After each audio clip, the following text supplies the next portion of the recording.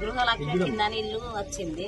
వస్తే అప్పుడు మేము ఏం చేసినాం కదా, ఇల్లు ఊళ్ళో కొట్టుకొని ఇల్లు పిల్లర్స్ వేసుకున్నాం. ఇప్పుడు కేసీఆర్ ప్రభుత్వం పోయింది, కాంగ్రెస్ ప్రభుత్వం కడిగిపోతుంది. ఇప్పుడు మేము ఇయ్యమా అని అంటున్నాం. మా ఇంట్లో మీద పడి ఎడతాను లేదమ్మా, మీరు ఎమ్మెల్యే దగ్గరికి పోతే అట్లా అంటాడు. ఎమ్మెల్యే అంటాడు కదా, రిజెక్ట్ అయిందమ్మా, మీకు పిల్లర్స్ లేచి ఉన్నాయి కదా అంటాడు.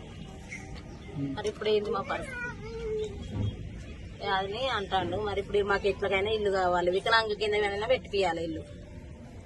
అది పరిస్థితి. ఇప్పుడు ఏ కట్టుకలేస్తే ఏమవుతాయితే నాకు అక్కడ లేదు.